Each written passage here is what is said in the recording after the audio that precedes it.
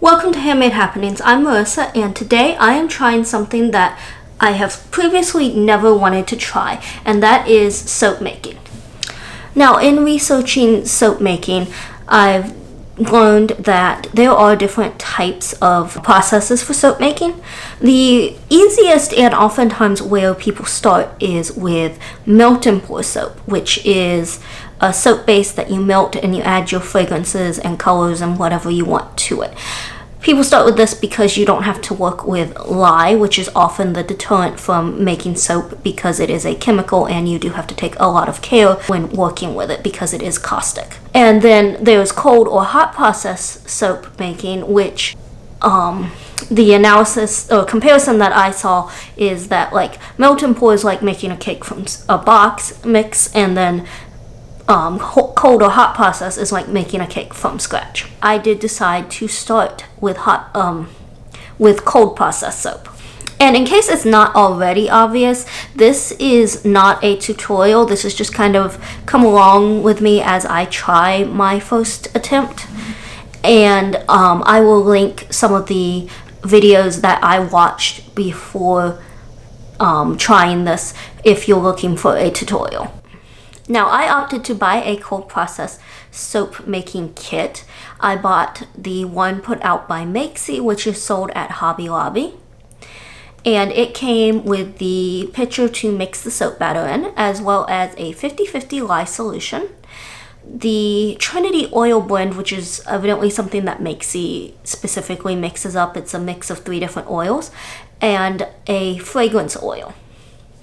This was not everything that was needed. I bought the remaining supplies off of Amazon, and when I was ready, I just pulled all the supplies out onto the counter. I set my safety goggles and gloves aside, and because I wasn't using the lye yet, and then I started out with reading the instructions, which is always a good place to start, of course. And the first step was to pour the oil blend into the pitcher. Now, the recipe is on like the inside of the packaging of this kit, and it called for 32 ounces, I believe, of the Trinity oil blend, and came with 2 16-ounce bottles of the blend. So I put those into the bowl, but I had it on the scale just to make sure that I got it all out. And I was thinking, because our house is hot, it's usually about 81 is room temperature around here. So I was thinking, I knew for sure that the coconut oil in it would be liquid, and obviously olive oil is also always liquid. The third oil in the Trinity blend is palm oil, and I had thought that maybe it would also be melted and would just dump out.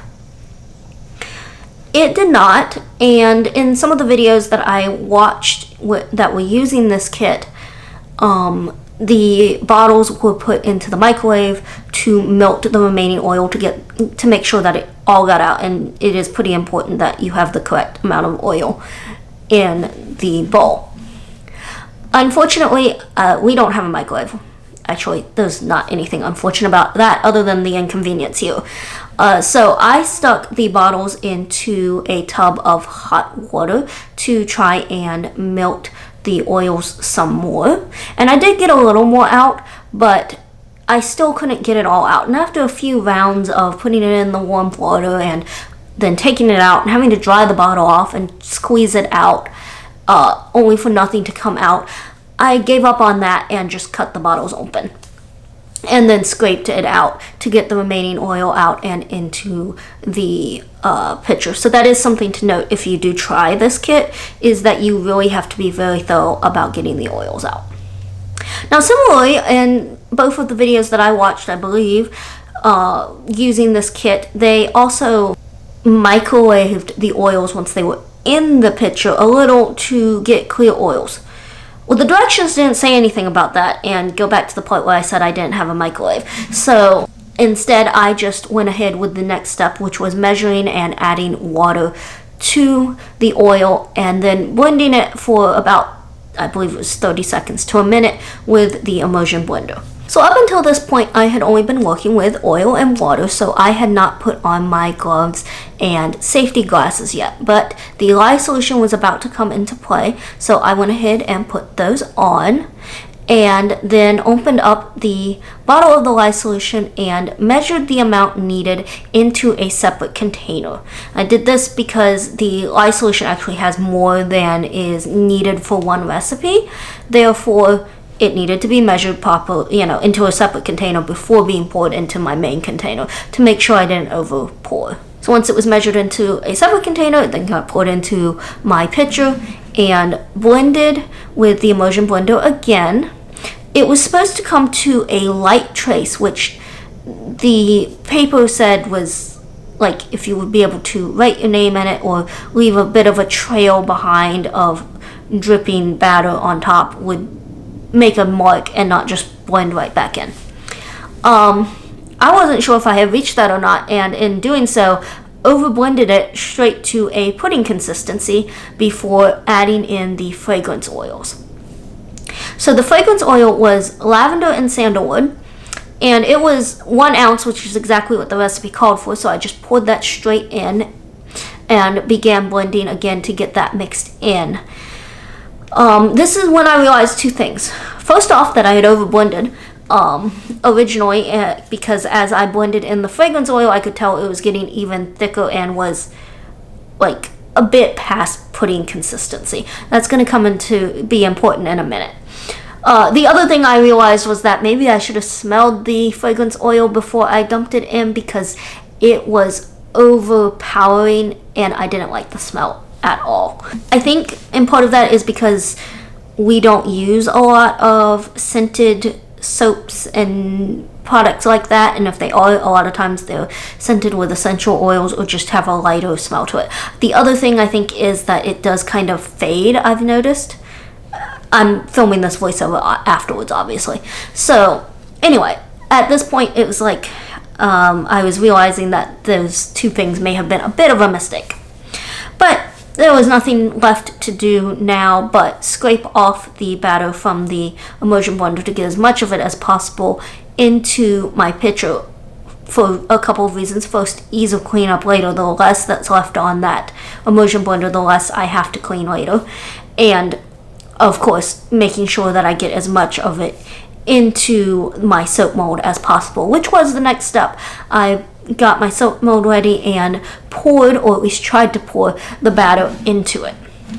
Now, like I said, I blended it a little too long, and because of that, it was a bit thicker than really pouring consistency, so it wasn't pouring in well. I had to do a lot of scraping, and it just didn't fill the mold the way it probably would have had I gotten this blended a little less. But from my understanding of soap making, probably having it a little over blended was better than under blended. So I got it in as best I could, smoothed out the top as much as I could. Again, because it was so thick, it just really wasn't that smooth, and I couldn't get it all the way into those corners, but that was okay. And somewhere during this, my overhead camera shut off. I think the battery died. That's why you only have a wide shot here. And once it was in and as smooth as I could get it, I set it aside to harden and cure for 48 hours. After 2 days, it was time to unmold the soap and cut it into bars. Now, I used a kitchen bench scraper for this, and my goal was about 1 inch thick slices. Now, this did not really happen because my cutting was crooked, so I ended up with all different sizes and shapes of bars. But that's okay, because these didn't have to look pretty, they just had to function as soap, which is a good thing, because another thing I noticed about my soap was that it developed these yellow spots on top. And after Googling it, it seems that these are dreaded orange spots, which have another number of causes. The most likely, I think, in my case, is high heat and high humidity. But they do seem to be only a cosmetic problem, so again, I'm not too worried about it. The other thing I noticed was that the scent did dissipate quite a bit, which I was thankful for because I really didn't like it that much to begin with. Now, I may have been the only one who really smelt it. I don't know if that was because I'm the one who mixed it up, because I disliked the smell in the first place, or what. But it does smell much better. It's not as strong of a scent at this point. Now, of course, the soap will last best after it has had a few more weeks to harden, allowing it to lose more moisture, and it will last longer that way, basically, is my understanding. But I did have to test at least one piece of it, so I took the end piece and just did a quick lather test, though you can't see much in the bowl of water. However, when I went to rinse my hands in the sink was just full of bubbles afterwards, so it definitely lathers very well. Well, thank you for coming along with me as I learned a new skill.